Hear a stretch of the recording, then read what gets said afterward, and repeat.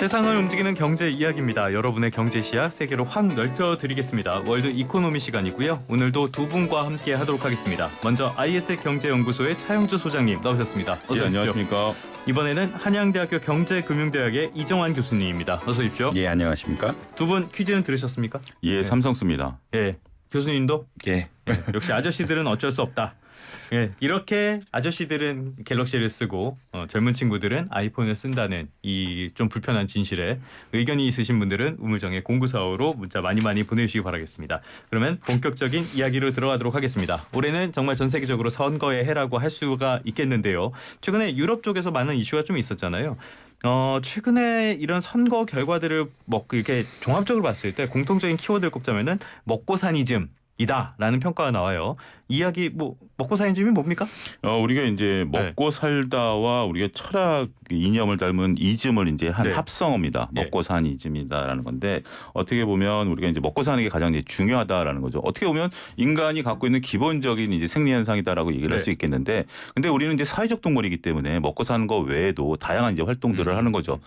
그런데 이제 그 다양한 활동들이란 기본 전제는 배가 불러야 할 수 있는 건데, 그렇죠. 근데 지금은 이제 배가 부르는 현상이 아니다 보니까 지금 이제 우리가 아무래도 코로나를 겪으면서 그리고 이제 글로벌 전쟁들이 터지면서 그리고 이제 미중 간의 갈등 이런 것들이 복합적으로 이루어지면서 기존에 우리가 살아왔던 생활 방식으로 내 경제 활동을 유지하기가 좀 어려워지게 된 거죠.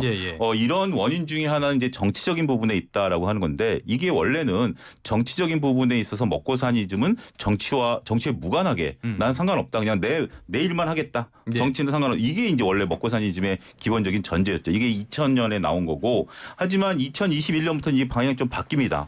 우리가 이제 내 앞에 있는 것만 급급하다 보니까 그것을 극복하기 위한 사회적인 구조가 이제 눈에 띄기 시작한 거죠. 그러다 보니까 그 구조를 바꾸기 위해서 내가 선거를 통해서 정치인들도 먹고 사는 거 위주, 그러니까 이념이라든지 어떤 대외적인 것보다는 그러니까 내 지금 먹고 사는 것을 당장 해결해 줄 수 있는, 그러니까 예를 들면 유럽 같은 경우는 전쟁을 억제하려고 한다라든지 아니면 불법 이민자들을 좀 잡는다라든지 불법 이민자들이 내 먹고 사는 것을 이제 괴롭히니까 그런 거에 관련해서 이제 투표하는 성향이 나타나는 것을 지금 이제 먹고 사는 이즘이다, 이렇게 진화됐다, 이렇게 말씀드릴 수가 있겠습니다. 사실 인류 문명이라는 것도 육식과 함께 발전했다 이런 말들도 많이 하잖아요. 결국에는 먹고 사는 문제가 해결이 돼야지 문명이 발전을 하든 취미 생활을 하든 그러는 거니까. 그런데 코로나19라는 그 팬데믹 이후에 고물가나 경기 침체, 세계적으로 경기가 안 좋은 거, 이런 거는 거의 대부분 나라들이 겪는 문제잖아요. 사실 이런 먹고사니즘에 들어온 해석이 조금 갈리긴 합니다. 차영규 소장님 말씀하신 것처럼 코로나19가 촉발한 건 맞고요. 코로나19 때문에 인플레이션이 왔고, 인플레이션이 온다는 것은 같은 물건을 살 수가 없는데 내 임금은 인플레이션만큼 안 올라가는데 아무래도 이제 물건값이 올라가니까 이런 문제가 되는. 난 예전만큼 소비를 못 하는데 관광도 못 가고 먹는 것도 어렵고 이러니까 사람들이 불만이 쌓인다는 그런 입장이 하나가 있고요.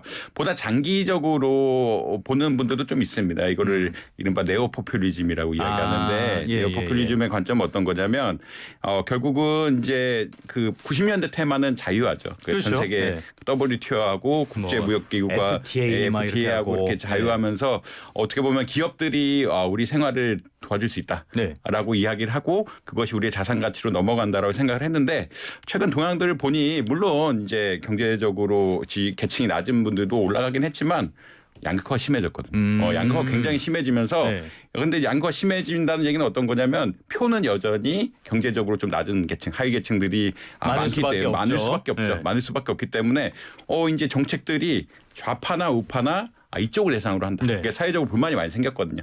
흔히 말해서 이제 간단히 얘기하면 중산층이 붕괴됐다라고 보통 이야기를 하고, 이 양극화가 엄청 심해지면서 우파나 좌파나 극우나 국자는 다 이쪽.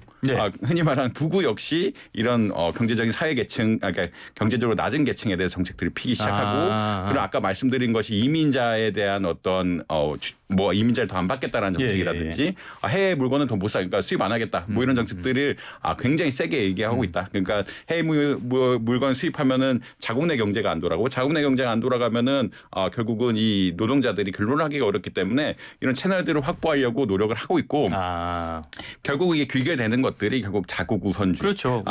결국 극자나 구구나 좀 이상하긴 한데 네오포퓰리즘 시대에서는 자국 우선주의로 귀결되는 경향들이 있고 이 자국 우선주의 사실 국민들 입장에서는 표를 주기가 좋은 이런 성향들이기 때문에 많이 몰려가고 있는 이런 상황들이다.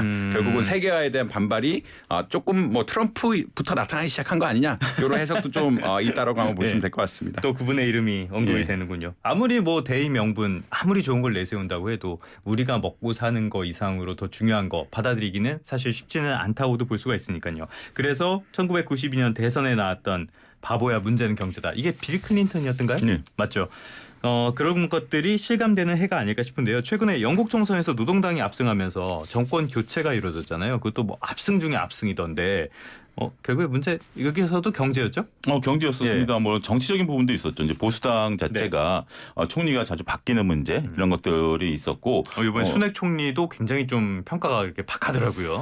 뭐 그렇게 좀 바뀌었던 문제. 그러다 보니까 원래 이제 이게 좀 이렇게 집권이라는 게 안정적으로 가려면 물리적인 시간이 필요한데 자꾸 이제 총리가 바뀌다 보니까 이제 이게 계속 혼돈이 이제 야기가 됐죠. 이것도 하나의 원인이 됐다라고 좀 말씀드릴 수가 있겠고 실질적으로 이제 보수당 정부에서 우리가 이제 영국은 브렉시트를 하지 않았습니까? 그렇죠. 그 브렉시트 이후에 관리가 제대로 되지 않으면서 영국민들이 느끼는 것은 어떻게 보면 영국도 하나의 유럽에 이제 속했다라는 부분들도 있고 이제 거기는 좀 약간의 복잡하긴 합니다만 그래도 상대적인 이제 부분에 있어서 물가가 좀 많이 올랐습니다. 최근 3년간 물가가 지금 현재 40%나 올랐고요. 물론 이제 이 3년간이라는 것은 우크라이나 전쟁 이후에 에너지 가격이 많이 오른 것도 문제가 되기는 하겠습니다만 청년 실업이 이제 20%에 달하다 보니까 완전히 이제 불만이 극에 달았다라는 거죠. 단순하게 2023년 그러니까 이제 전 지속되고 있는 기간의 물가 상승률이 6.8%인데 유럽 전체로 봤을 때 5.8%밖에 안 되거든요. 그렇기 때문에 이게 굉장히 이제 물론 이제 에너지의 위기가 굉장히 컸었습니다. 그러니까 우리가 그 전쟁이 터지고 나서 겨울에 뭐 난방을 하게 된다라면 한 달에 에너지값만 150만 원이 나온다는 등 뭐 이런 얘기도 여기서 좀 다뤘었거든요. 그런 부분들이 있었습니다만 이게 원인과 결과가 이제 혼용됐다라고 말씀드릴 수가 있겠죠. 이게 원인이라고 볼 수는 있겠습니다만 이거가 이제 하나의 또 반대 입장에서 본다라면 노동당 입장에서 본다라면 하나의 이제 그 전반적인 그 정치적인 아젠다가 될 수 있었다라고 좀 말씀드릴 수가 있겠고 어쨌든 지금 이제 유럽 사람들이 가장 중요한 게 이제 생계 비용에 대한 부분들이 가장 여러 가지 있어서 자기가 이제 핵심적인 부분들이다. 이게 그런 부분들이 지금 현재 그 14년 만에 집권당이 바뀌는 그러한 상황이 연출됐다라고 말씀드릴 수 있겠습니다. 브렉시트 이후에 관리도 별로 안 좋았고 물가도 어렵고 실업률도 어렵고 정권이 바뀔 수밖에 없는 환경이었다라고도 볼 수가 있겠는데 그렇다면은 노동당이 이제 정권을 가져오게 됐고 총리도 이제 했나요? 아직 안 했죠. 아직은 그렇게 하게 되면은 경제 정책들 많이 바꿀 거 아니에요. 어떤 것들 얘기하고 있습니까? 사실은 뭐 아까 말씀하신 것처럼 이제 생활비가 문제가 되고 영국의 의료 서비스가 뭐 비용이 싸긴 한데 굉장히 극악한 정도로 기다려야 된다는 얘기 많이 하고 있죠. 그러니까 농담 삼아서 뭐 영국은 병원 가기 기다리다 이제 돌아가신다는 얘기가 많이 하고 있는데 그것에 대해서 좀 개혁을 하겠다라는 이야기를 하고 있고요. 국민건강보험 등의 공공 서비스 늘리고 그래서 국민보험 그러니까 그 미국 영국의 어떤 대기 시간을 줄이겠다. 아무래도 의사를 만나는데 너무 오래 걸리는 것이 이제 흔히 말하는 헬스케어 서비스 차원에서 너무 부정적인 역할을 하니까 이것을 바꾸겠다라고 이야기를 하고 있고요. 그다음에 주택 부족 문제가 또 심각합니다. 특히나 유럽 도시들은 옛날에 지은 건물들도 많고 다르다 않는 이게 좀 복잡하기 때문에 주택 부족 문제를 해결하기 위해서 5년 내에 뭐 150만 채 건설하겠다라는 이야기도 하고 있는데 아까 근데 네오포퓰리즘 얘기를 잠깐 했죠. 여기도 결국은 산업을 이끌고 막고 보조금 주면서 키우겠다라고 이야기하고 있고 뭐 73억 파운드 이제 정책 자금 같은 것을 조정해서 그 우리가 갈 수 있는 신재생 에너지 분야라든지 어떤 디지털 분야를 또 육성하겠다. 이게 사실은 어떻게 보면 노동당 정권하고는 좀 안 맞는 이야기이긴 한데 사람들이 원하는 것들 그 막으면서 경제를 살리고 의료 서비스 늘리고 복지도 늘리고 이런 쪽으로 자꾸 이런 쪽으로 정책들이 흘러가고 있다. 그러니까 노동당이나 약간은 극자나 구구나 또 비슷한 정책도로 가고 있다는 게 사실은 어느 정도 뭐 목도되고 있고 알려진 상황인 것 같습니다. 극과 극은 통한다 그러잖아요. 뭐 당장 히틀러 같은 사람만 해도 파시즘 하기 전에는 약간 반대쪽에 있기도 했고 극과 극은 정말 통하는 것 같은데 근데 말씀하신 이런 것들 하려면은 다 돈이 필요하잖아요. 그러면 증세해야 되는 거 아니에요? 그러니까 이렇게 상식적으로 보면 유권자들 입장에서도 니네가 그렇게 우리한테 해주는 건 좋은데 결국 우리 주머니를 털어서 해야 되는 거 아니냐. 그러니까 증세라는 것은 결국 기업의 주머니에서 나오던 네. 그 유권자들의 주머니에서 나오는 거 아니겠습니까? 근데 이 부분을 이제 이 노동당이 잘 파고들었습니다. 어쨌든 선거라는 것의 목적을 두어서 그런지 몰라도 소득세라든지 부가가치세에 대한 예. 인상을 하지 않겠다. 그러니까 이제 이 부분은 이제 결국 유권자들의 이제 개개인에 대한 부분들 아니겠습니까? 그래서 이제 소득세와 부가가치세를 올리지 않는다라면 그쪽 뭐 세금은 올라가지 않겠다. 그리고 상속세와 자본이득세에 대해서는 인상을 좀 검토하겠다. 그리고 가장 중요한 것은 횡재세를 걷겠다라는 겁니다. 이 횡재세에 대한 개념은 뭐냐면 지금 이제 유가가 올라가면 그 에너지 기업들이 앉아서 돈을 버는 것들이고 그 다음에 이제 금리가 올라가게 된다라면 은행들도 자연스럽게 그 이자 수익이 늘어나는 거 아니겠습니까? 네네. 거기에 대한 이제 횡재세도 우리도 이제 횡재세 논란이 있었습니다만 우리는 이제 수면 아래로 내려왔습니다만 유럽 같은 경우는 이런 횡재세에 대해서 나름대로 사회적 합의를 좀 이뤄내는 부분들이 있거든요. 물론 기업들은 당장 반발을 하죠. 예. 가격이 내려가면 우리가 그렇다고 돌려받느냐 이건 아니다라고 얘기를 하겠습니다만 근데 횡재세에 대한 그 정확한 개념을 보게 된다라면 예를 들어서 유가가 $50에서 $80 올라가면 우리가 이제 그거에 대해서 다 하는 게 아니라 정상 가격보다 올라간 부분에 대해서만 세금을 걷는 거거든요. 예. 그러니까 이제 $50에서 $80 올라간 부분에 대해서 다 걷는 게 아니라 정상 가격이 어디냐 그 이상 올라간 거에 대해서 걷는 거기 때문에 예. 그 부분에 대해서는 유럽 같은 경우는 사회적 합의가 있어서 이걸 통해서 우리가 세금을 좀 막겠다 이렇게 지금 내세운 겁니다. 물론 이게 이제 이걸 부족하게 된다라면 추후에 어떻게 변할지 모르긴 하겠습니다만 예. 현재 영국의 공공부채가 거의 뭐 그 GDP의 100% 수준까지 올라와 있는 상황이기 때문에 어쨌든 나름대로 이러한 다양한 세제 개편을 통해서 이걸 마련하겠다라는 게 현재로서의 방침이다라고 말씀드리겠습니다. 알겠습니다. 그러면 이번엔 영국을 넘어서 프랑스로 한번 가보도록 하겠습니다. 프랑스 쪽도 지금 영국만큼 경제가 상당히 어려운 상황이죠? 프랑스도 좋지는 않다라고 아마 이해하시면 될 것 같고요. 결국은 그 코로나19의 여파로 큰 피해를 입은 국가들이 이제 EU 지역이 아무나 높다고 보고 사실 EU 물가 상승률이 거의 10%대였습니다. 10%대였고 그다음에 프랑스는 마크롱 개혁을 시행하죠. 마크롱 개혁이란 것들이 흔히 말해서 연금 지급 시기를 늘리겠다. 그러니까 원래는 62세 받던 걸 64세까지 늘리고 이런 것 흔히 말해서 전반적으로 기업에 친화적인 제도를 만들어서 일부 회복하긴 했는데 예. 국민의 체감하는 삶은 여전히 또 어려워졌다라는 계속 이야기들이 나오고 있거든요. 예, 물가가 10%씩 그러니까 우리나라 물가 올랐을 때 6% 오른 게 많이 올랐다라고 했는데 거기는 10% 오른 것들이 한동안 지속됐기 때문에 굉장히 생활비가 많이 올랐고 그다음에 연금 개혁 같은 것들이 이제 하면서 물론 국가 재정 상황에서 맞는 개혁이긴 한데 예. 기업들이 경제 활성화시키고 과거에 이제 문제가 됐던 그러니까 지나치게 어떻게 보면은 그 고착화 됐던 이런 시스템을 바꾸는 데선 좋긴 한데 그럼에도 불구하고 삶의 어떤 삶의 질적인 차원에서 개인의 삶 측면에서는 좋지 않은 정책들이 계속 나왔기 때문에 그렇죠. 불만이 많았다라고 아마 이해하시면 될 것 같습니다. 모든 게 다 대의 명분 쪽으로 가면은 개인의 삶에는 좀 부정적인 영향들을 주는 경우가 많으니까 아무래도 그런 것 같은데 그래서 이번에 극우 정당이 일당이 되는 거 아니냐 막 이런 우려도 있었잖아요. 예. 근데 결국에는 뭐 극우 정당 3위 정도에 그쳤죠. 예. 네. 뭐 그래서 뭐 극우 정당의 정책이 어떤 것들이냐 결국은 이게 자국 우선주의로 또 흘러가게 되는데 이민자 안 받겠다라고 이야기하고 있고 극우 정당에서 오히려 네. 연금 지급 시기를 땡기겠다라고 이야기했거든요.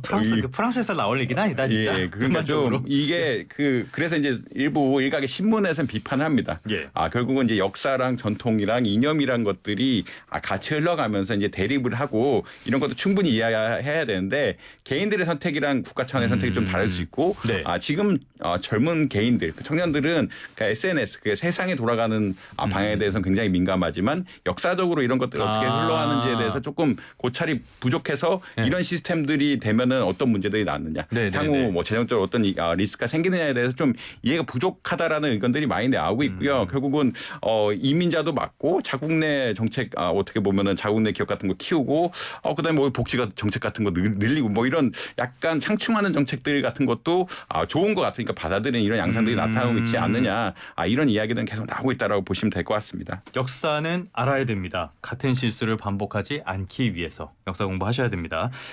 근데 이렇게 극우 정당의 집권 가능성 나오면서 시장이 막 덜컹덜컹했었잖아요. 이 시장이 이건 자본의 눈이죠. 그러니까 이제 유권자들의 눈과 자본의 눈은 좀 다르다라는 개념으로 좀 보셔야 될 것 같습니다. 자본의 눈의 입장에 입장에서 본다라면 변화를 일단 가장 싫어합니다. 왜냐하면 굉장히 이제 자본 입장에서는 보수적일 수밖에 없겠죠. 불확실성이 크니까. 네. 그렇기 때문에 시장이 이제 출렁거렸다라고 좀 말씀드릴 수 있겠죠. 이게 뭐 꼭 구구 정당을 싫어했다라기보다는 자본가들 중에서 구구 정당을 이제 요구하는 사람도 있었습니다만 이건 자본이 갖고 있는 기본적인 생리다라고 봐야 될 것 같아요. 그러면서 시장에서 출렁거리면서 더군다나 이제 이렇게 되면서 이제 뭐 여러 가지 이제 구구 정당이 얘기한 앞서 이제 얘기하신 이민 정책뿐만이 아니라 뭐 재정의 확대라든지 이런 것들 때문에 그 전체적으로 재정 확대가 이루어지게 되면 유로화의 가치의 하락이라든지 이런 것들이 이끌 수 있다라게 된다라면 유로화의 가치의 하락에 따른 다양한 이제 파생 상품들이 연계돼 있기 때문에 시장이 한번 출렁거렸다라고 볼 수 있겠죠. 그렇지만 이제 뭐 어쨌든 요 이후에 좀 만회를 하긴 했습니다만 여전히 방향성은 일단 지금 이제 정부가 새로 바뀌었기 때문에 그들의 정책이 어떻게 시연되느냐에 대한 어떤 조금 조정세 이렇게 나타내고 있다 이렇게 말씀드릴 수 있겠습니다. 그럼 유로화는 계속 조정세라는 말씀이신 건가요? 유로화도 지금 조정세고 지금 증시도? 지금 증시도 조금 조정세를 좀 나타내고 있어요. 방향성을 좀 잡지 못하는데 근데 이건 여러 가지가 좀 엮여 있다라고 봐요. 그 동안에 이제 그러니까 우리나라 증시를 제외하고 대부분의 이제 국가의 증시가 코로나 이전 수준을 이제 그 넘어선 상태거든요. 그렇죠. 넘어선 상태에서 일단 상반기 때 워낙 좀 세게 달려온 상태고 그다음에 이제 프랑스 선거가 이제 끝난 상태에서 또 하나의 이제 선거를 이제 전 세계가 쳐다보고 있죠. 미국 선거를 보고 있기 때문에 지금은 일단 한 고비를 넘긴 거고 그런 것들이 이제 시기적으로 겹쳐 있는 상황이다. 그래서 프랑스 혼자만의 어떤 상황 연출하기는 어렵다. 그리고 이제 지금 이제 새로 집권한데도 미국 대통령이 바뀌는 데 따라서 서로 정책들을 조율해야 되는 거 아니겠습니까? 그래서 지금은 어떻게 보면 그냥 서로 조금 이제 고요 속에서 시간을 좀 보내고 있는 거다. 소강 상태. 소강 상태. 그 소강 상태라는 표현이 적절할 것 같습니다. 알겠습니다. 어마어마하고 무시무시한 고비가 나와 있기 때문에 이 상황을 좀 봐야 될 것 같고요. 교수님 그런데 지금 영국과 프랑스 경제를 얘기할 때 꼭 나오는 게 국가 부채 문제잖아요. 지금 얼마나 심각한 겁니까? 사실 이제 국가 부채 사태가 크게 났던 것은 2012년대 초반에 2010년대 초반에 이제 유럽 재정 위기가 한번 있었죠. 그리스, 이탈리아, 포르투갈 그 흔히 말하는 PIGS라고 피그라고 하는 게 거기들이 이제 문제가 생기면서 재정 위기 같은 것들이 오는 게 아니냐라는 리스크가 한번 있었고요. 그 다음에도 사실 그러니까 정부 부채 같은 거 계속 늘어나게 됩니다. 이게 사실은 믿음의 영역이긴 한데 국가가 얼마나 부채를 발행하면 도대체 갚을 수가 있느냐 이런 것들에 대해서 굉장히 의견이 많고 미국도 마찬가지죠. 미국도 정부 채권 발행하는 것들 그 한도를 풀어야 된다 말아야 된다 가지고 엄청 싸우면서 사실은 한도를 일시적으로 풀고 또 부채를 발행하게끔 하고 있거든요. 결국은 예전에 비해서 사람들이 국가 시스템에 대한 신뢰도가 높아갖고 국가가 디폴트하지 않는다라는 그런 관념들이 형성이 되면서 재정 지출을 조금 더 늘리는 이런 경향성들이 분명히 있습니다. 그러니까 그래서 국가가 디폴트 부도까지는 가지 않는다. 예전에는 진짜 부도 위기 나면서 라틴 아메리카 이렇게 실제로 망하고 했는데 뭐 그리스나 이런 데도 뭐 견디고 특히나 기초통화 국가들은 돈을 발행할 수 있는 여력들이 좀 많다라고 보니까 어떻게 버티고 또 발행도 하고 막 그렇더라. 그래서 특히 미국이 이걸 주도하다 보니까 미국이 이렇게 자꾸 늘리고 있는데 뭐 전 세계 각국 정부 부채가 94조 달러, 97조 달러, 뭐 13경이라고 이야기하는데 사상 최대치입니다. 그게 13경이요? 13경. 그러니까 계속 빠르게 늘어나고 있고 그 사실은 또 고령화 문제가 다들 걸려 있기 때문에 재정 지출에 대한 수요는 늘어나고 있습니다. 또 경제 안보 역시 재정 지출에 대한 수요를 늘릴 수밖에 없고요. 보조금 지급해야 되고 고령화 때문에 복지 자금 지급해야 되고 이런 것들이 너무 재정 지출할 때 많은데 예산이 그렇게 따라가지 못하다 보니까 적자로 이어지고 있는 상황들이다. 결국은 빚을 내서 해결할 수밖에 없고 사람들이 지금 어느 정도 안정적이다라고 생각을 하고 있기 때문에 이것을 빚을 내는 걸 또 받아주고 기초통화를 중심으로 빚을 내는 것을 또 받아주는 이런 양상들이 벌어지고 있다라고는 아마 이해하시면 될 것 같습니다. 근데 이게 선거가 있으면 각국 정부들이 말씀하셨던 포퓰리즘적인 정책도 나오고 그러면 재정 수요는 더 늘어나고 그렇기 때문에 부채는 더 늘어나고 실제로 그런 게 좀 감지가 됩니까 지금? 아무래도 좀 그렇겠죠. 이제 일단 선거라는 것은 목적을 가지고 하는 행위이기 때문에 그거에 대해서는 그 목적 달성을 위한 뭐 다양한 방법을 쓸 수밖에 없겠죠. 그런 부분들 입장에서 본다라면 재정을 늘릴 수밖에 없는 그런 부분들이 있는 거고 물론 이제 집권 이후에 이 부분을 이제 미세 조정한다 하더라도 근데 우리가 이제 현대 자본주의 사회가 이제 굴러온 것들이 교수님 말씀하신 것처럼 각국이 부채를 발행해서 이것들을 이제 위기를 넘기면서 계속 인플레이션을 이제 자극시켰던 부분들이 크거든요. 근데 이 이 바퀴를 이제 멈출 수는 없다라고 좀 봐야 되겠죠.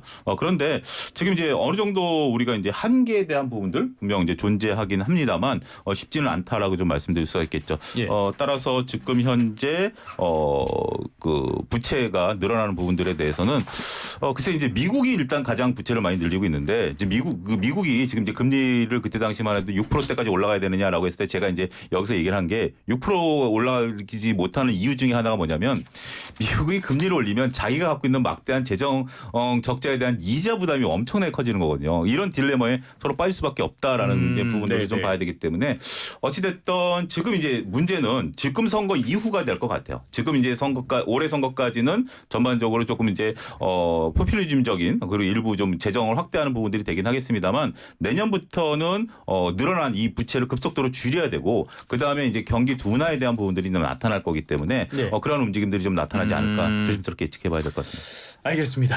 이제 그 경제가 굉장히 중요하고요.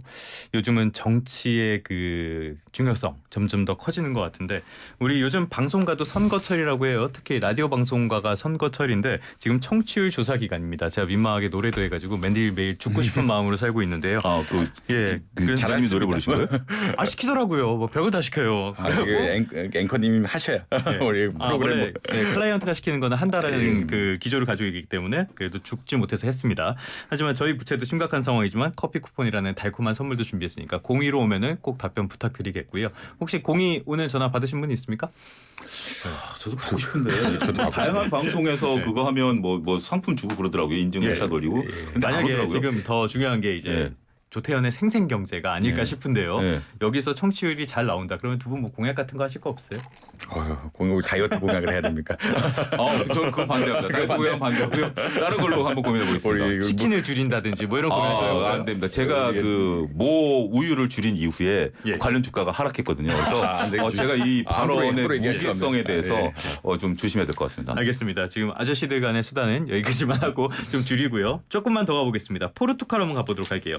포르투갈도 3월에 선거가 있었고요. 정권이 교체가 됐는데 전문직 외국인 감세 부활한다. 이게 뭔 소리예요? 사실 이제 세계가 국제화, 이제 글로벌화를 겪으면서 어떤 현상들이 벌어지냐면 결국 큰 기업들, 과학 기술이 집중된 기업들, R&D가 중요한 세상들이 옵니다. 그렇다는 이야기는 세상 시스템 자체가 큰 기업을 위주로 돌아가는 세계가 많이 고해졌고요. 그렇다는 이야기는 고급 기술자, 큰 기업이 많이 쓰는 고급 기술자들이란지 이런 전문직들이 없다라고 그러면 나라 경제 자체가 휘청이는 이런 상황들이 발생을 하게 되는 이런 상황들이 발생을 했고요. 포르투갈의 이전에는 그래서 이런 전문 인력들을 끌어오기 위해서 세금을 낮춰줬어요. 이런 전문 인력들이라든지 세금을 낮춰줬는데 이번 정권에 들어오면서 올렸거든요. 왜냐하면 이런 것들 재정 부담만 주고 흔히 말하는 격차, 그러니까 양극화를 너무 심화시킨다는 해서 올렸는데 이러다 보니까 또 경제가 안 돌아가요. 왜냐하면 이렇게 있던 사람들 자산을 팔고 나가기 시작하고 그렇다면 전문 인력을 유지하지 못하면 기업들이 활동을 못하게 되고 이렇게 기업들이 활동을 못하게 되면은 경제 자체가 휘청이기 때문에 이것을 다시 복귀시켰다라는 이야기를 보고 있거든요. 그러니까 결국은 이게 사실 양극화를 안 가려고 정부들이 노력을 많이 하는데 이제 체계적으로 돈을 버는 쪽은 또 큰 기업들이고 큰 기업들은 또 기술자라든지 R&D가 하고 이제 쉽게 옮겨 다닐 수가 있기 때문에 지금 이게 세상이 어떻게 될지 좀 예전과는 많이 달라진 체계이긴 하다. 그리고 이것들을 정치적으로 이용하는 또 그룹들이 있어서 좀 부정적인 나쁜 방향으로 몰고 갈 수 있는 재정 위기 방향으로 몰고 갈 수 있는 정책들이 많이 나오고 있다. 아마 이 정도로 이해하시면 되지 않을까 생각을 하고 있습니다. 결국에 여기서 중요한 건 전문직 이 부분이 아닐까 싶은데요. 끝으로 이란으로 한번 가보겠습니다. 이란 쪽에서는 이거 굉장히 좀 예상을 뛰어넘는 결과였어요. 개혁파 대통령이 당선이 됐잖아요. 이 부분도 경제가 문제였던 거죠. 그러니까 이 부분이 저는 굉장히 중요하다고 봐요. 이제 이란 대통령 선거는 이제 급작스럽게 이루어졌죠. 안타까운 사고로 이제 헬기 추락으로 안타까운 사고로 이제 그 계획되지 않은 선거가 갑작스럽게 일어났다 보니까 어떻게 보면 진짜 그 선거판을 짜서 가는 어떤 그런 선거 구도가 아니라 그 국민들의 마음이 제대로 저는 드러난 게 아니겠나. 우리가 이제 이란 국민들 하면 모르겠습니다. 이제 제 인식만 해도 굉장히 호전적이다라는 인식들이 강한데 지금 이제 이 새로 좌파된 이란 대통령 물론 이스라엘에 대해서 반대하는 것은 분명히 선을 걷습니다. 이스라엘에 대해서는 우리가 이제 적이다라고 얘기를 하긴 했습니다만 그 외에 대해서는 이제 경제를 살리는 그러니까 이제 중도파이기 때문에 중도 개혁파이기 때문에 경제를 살리는 쪽에 하겠다라는 부분들이죠. 그러니까 현재 이란 같은 경우 그 미국의 제재 이후에 상당히 경제가 피폐해져 있는 상황이기 때문에 그러한 부분들이 민심이 이제 드러난 결과가 아니겠나 저는 그렇게 말씀드리고 싶습니다. 알겠습니다. 오늘도 유럽을 거쳐서 중동까지 한번 가면서 세계 경제를 한번 짚어봤습니다. 지금까지 한양대학교 경제금융대학의 이정환 교수님 그리고 IS의 경제연구소의 차영주 소장님과 함께 이야기 나눠봤습니다. 오늘 말씀도 고맙습니다. 감사합니다.